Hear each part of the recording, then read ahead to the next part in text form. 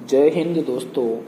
आज हम राजस्थान के मूर्धन्य कवि ऋतुराज जी द्वारा रचित कन्यादान कविता का पाठ करेंगे। कवि ऋतुराज ने वर्तमान समाज में नारी उत्पीड़न एवं नारी से संबंधित जो सामाजिक विसंगतियां बनी हैं उन सब पर प्रहार करते हुए एक सभ्य रास्ते की वकालत की है। कवि ऋतुराज जी इस कविता के माध्यम से एक माँ की उस पीड़ा को प्रकट किया है जिसको भुलाना चाहकर भी वो नहीं भूल पाती। पल पल अपने आंचल में पले हुए फूल से अंश को सदा सदा के लिए खुशहाल देखना चाहती है और इसी उद्देश्य से वह अपनी बेटी को संदेश देते हुए कहती है कि जहाँ भी आप रहो, स्थिति कैसी भी हो, अपने आप को स्थापित करके रखना है, अपने आप को झुकने नहीं देना है, अपने आप को टूटने नहीं देना है, क्योंकि वह स्वयं इन सारी चीज़ों को, इन सारी परिस्थितियों का सामना कर चुकी है। इसीलिए वह अपनी बिटिया की जब शादी करती है, कन्यादान करती है, तो उसके मन में क्या क्या चलता है, क्या क्या उसकी पीड़ाएं हैं, कितना उसका जो दुख है और किस तरह से वो दुखी होकर के अपनी बेटी को संदेश देती है। यही बात कवि ऋतुराज जी ने कन्यादान कविता में कही है। कवि कहते हैं कि कितना प्रमाणित था उसका दुख लड़की को दान में देते वक्त। जब एक माँ अपनी लड़की का कन्यादान करती है तो उसका दुख एक प्रमाणित है, महसूस किया हुआ है और बहुत दुखी होती है और इतनी दुखी होती है कि जैसे वही उसकी अंतिम पूंजी हो। यहाँ कवि ने लड़की को अंतिम पूंजी कहा है क्योंकि वह लड़की उस माँ के हर सुख हर दुख में साया बनकर उसके आंचल से लिपटी हुई नजर आती थी। आज जब वही लड़की उसे छोड़ करके अपने ससुराल की ओर जा रही है तो उसे संदेश देती है। लड़की अभी सियानी नहीं थी, समझदार नहीं थी, वह हर परिस्थिति को नहीं समझ पाती थी। अभी इतनी भोली सरल थी, बहुत भोलेपन की छाया उस पर थी। जहाँ भी देखें, जिस भी रूप में देखें, वह लड़की अब एक नासमझ, एक नादान सी थी। और वो नादान इसलिए थी, वह भोली इसलिए थी कि उसे सुख का आभास तो होता था, उसे हर खुशी महसूस नजर आ रही थी। वो सोच रही थी कि वो गुड़िया वह दुल्हन सी बनेगी, कितनी खुशियाँ उसके दामन में होंगी, कितनी उसका लाड प्यार होगा, लेकिन उसे दुख बांचना नहीं आता था। सच्चाई जो सामने आने वाली है, कितनी समस्याओं का उसे सामना करना है, इन सब चीज़ों से वह अनजान थी। इसीलिए कवि ने उसे नादान कहा है, भोली कहा है। पाठिका थी वह धुंधले प्रकाश की, उन सारी चीज़ों को उसे महसूस करना होगा, उन सारी अच्छी और बुरे सारे बिंदुओं को उसे महसूस करना है।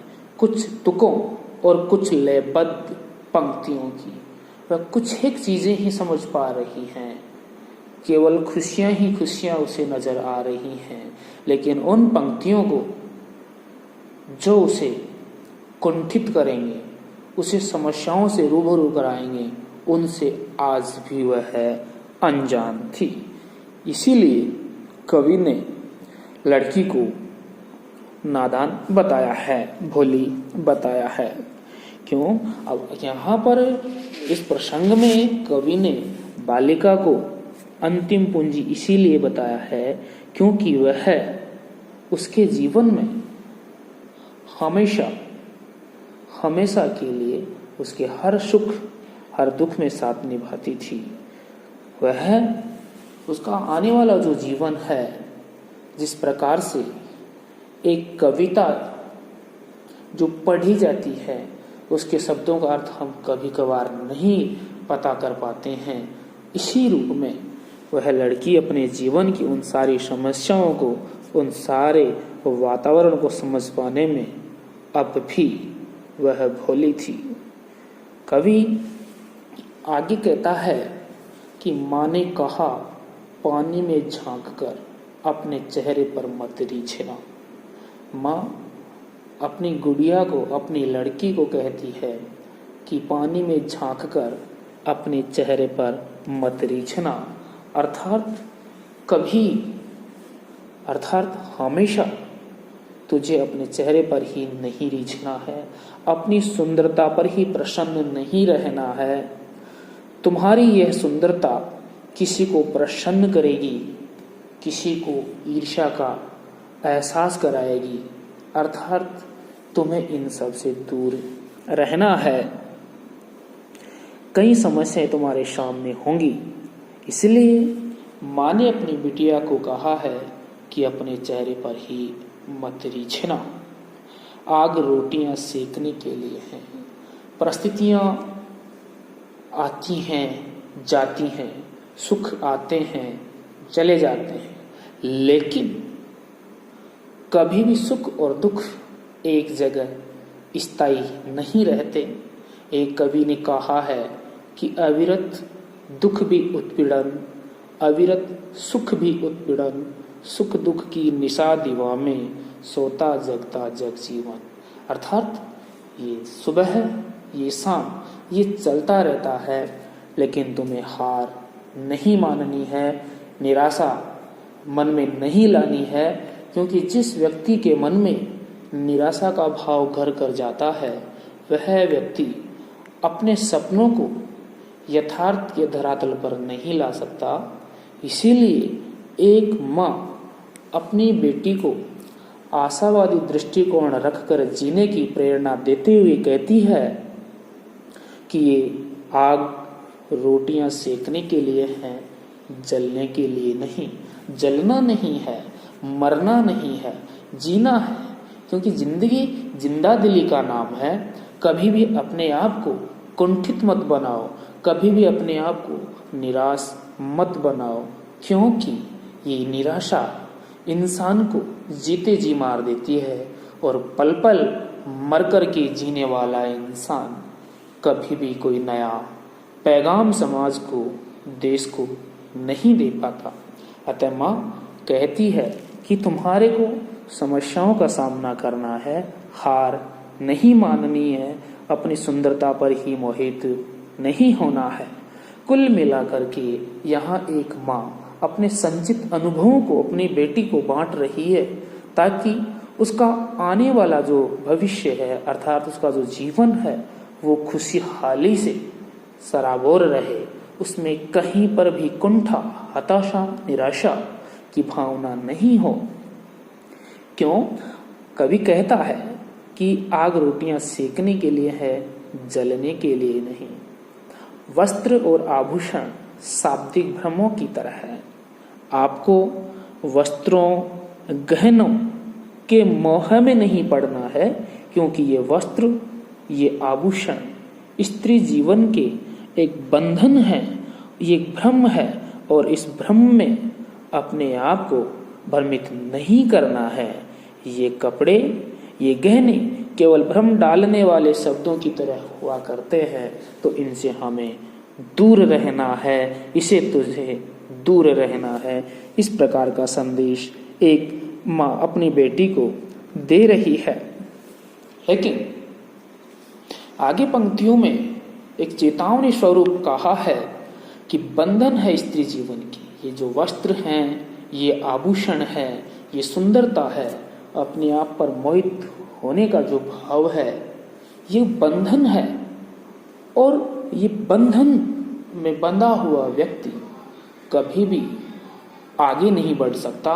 इन बंधनों को तोड़ना है, इन आभूषणों के मोह को तोड़ना है, इन गहनों के बंधनों को तोड़ना है, सुंदरता के मोह को तोड़ना है, जोड़ना है अपने आप को परिस्थितियों के साथ। और परिस्थितियों के साथ जो अपने आप को जोड़ लेता है वह दुनिया की ऊंची से ऊंची, बड़ी से बड़ी और मजबूत से मजबूत दीवारों को तोड़कर एक सफलता का आशियाना बना लेता है, जहां प्रेम, सहयोग, समर्पण, अपनत्व का भाव होता है।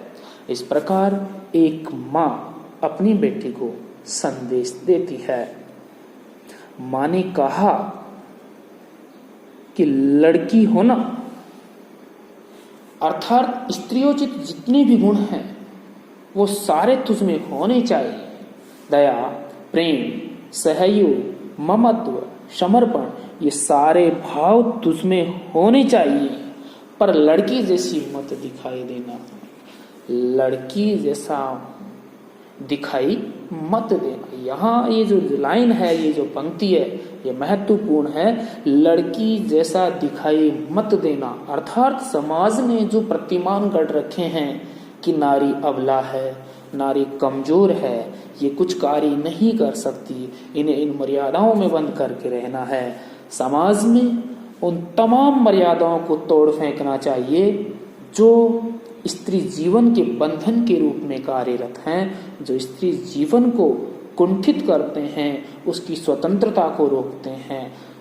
यहाँ एक बात विशेष गौर करने योग्य है, स्वतंत्रता और स्वच्छंदता।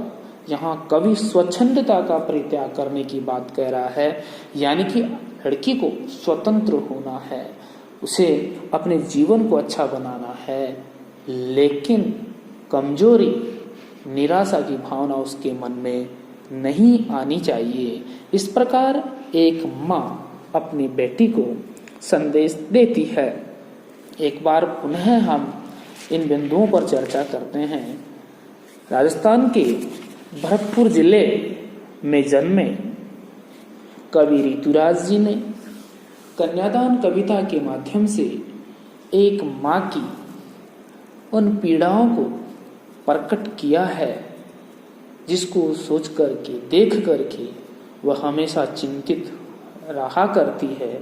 जब वह अपनी बिटिया की शादी करती है या उसका दान करती है तो उसे बहुत सारी समस्याओं का सामना करना पड़ता है, बहुत दुखी होती है, और दुखी मन से वह अपनी बेटी को एक संदेश देती है कि तुम्हें कभी भी उन कमजोरी, समाज में जो एक कमजोरी का जो एक माहौल बना रखा है, हमारे समाज में ऐसी रूढ़ियां हैं, ऐसी परंपराएं हैं, ऐसे जो प्रतिमान गढ़े गए हैं कि ये सारे नियम, ये सारे कानून, ये सारे कायदे ये केवल और केवल लड़कियों के लिए बने हुए हैं, इस भ्रांति को भी तुम्हें तोड़ना है। ये भी कवि यहाँ संदेश दे रहा है। यहाँ हर बात के लिए महिला जिम्मेदार, हर रिश्ते निभाने के लिए महिला जिम्मेदार, हर काम को करने के लिए महिला जिम्मेदार, यानी कि उस पर इतने इस प्रकार के सामाजिक बंधनों में उसको जकड़ रखा है कि वह न चाहते हुए भी एक दास्ता की स्थिति में जीती है। तो यहाँ कवि यही कहना चाह रहा है कि तुम्हारे को लड़की होना, लेकिन लड़की की तरह तुम्हारे में कमजोरी और हताशा की भावना नहीं होनी चाहिए।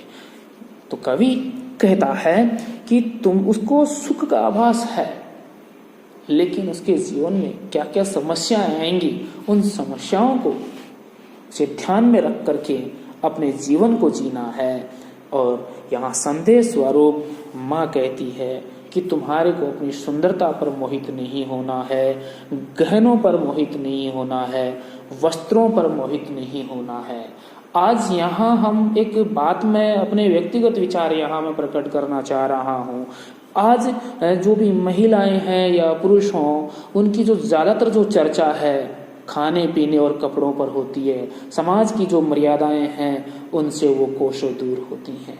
उन तमाम सामाजिक जो बिंदु हैं जिन पर हमारे को चर्चा करनी चाहिए, ताकि हमारा एक समाज एक सभ्य समाज कहलाए और समाज में एक नैतिक वातावरण तैयार हो, ताकि कहीं किसी महिला, किसी लड़की, किसी बच्ची के साथ किसी प्रकार का दुर्व्यवहार नहीं हो।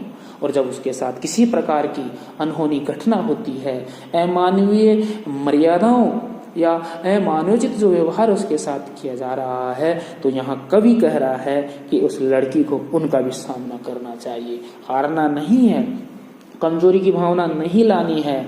समाज कितना ही दमन करने का प्रयास करे, लेकिन तुम्हारे को एक चिंगारी बन करके समाज में फैले इस कलुषित वातावरण को दूर करने का प्रयास करना चाहिए। और इस शक्ति को केवल नारी शक्ति ही ठीक कर सकती है, क्योंकि कहा गया है कि नारी नारी ना कहो, नारी गुणों की खान, नारी से ही नर बने भक्त प्रहलाद समान। तो इस पुरुष प्रधान समाज में नारी का भी महत्वपूर्ण स्थान है, ये बात कवि ऋतुराज जी बताना चाहते हैं।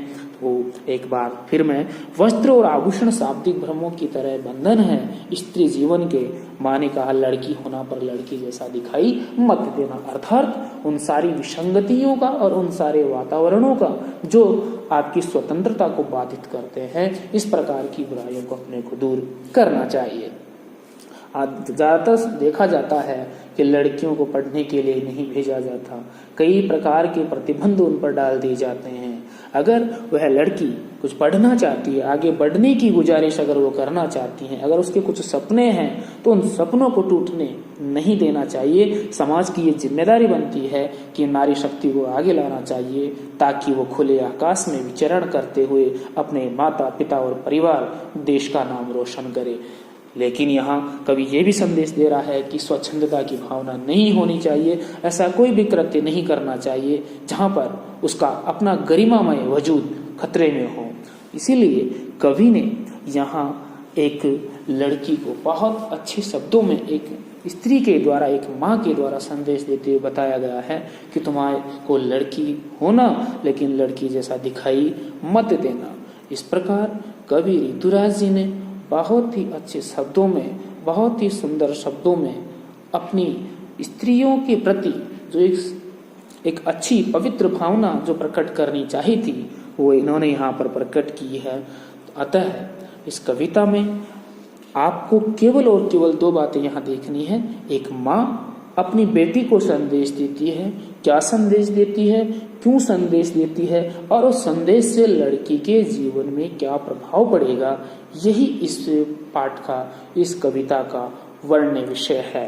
अतः आप सब लोग इस पाठ को पढ़ें, देखें और अपने जीवन में आत्मसात करने का प्रयास करें कि कहीं पर भी किसी भी अच्छे इंसान, किसी भी लड़की, किसी महिला के सपनों को धूमिल होने से बचाने के लिए एक दूसरे का सहयोग करें और स्वस्थ सभ्य समाज का एक निर्माण हो, जहां पर स्त्री और पुरुष कंधे से कंधा मिला करके एक देश निर्माण में अपना महत्वपूर्ण योगदान दें। कहीं पर भी किसी प्रकार की कलुषित भावना हमारे जेहन में नहीं होनी चाहिए। उन सारी रूढ़ियों का विरोध करना चाहिए जो नारियों के खिलाफ हैं, जो नारियों को दासी बना करके बंधन में बांध करके रखना चाहते हैं। इन सारी विसंगतियों को दूर करना चाहिए। इन्हीं शुभ भावनाओं के साथ आप सभी को जय हिंद, जय भारत, वंदे मातरम।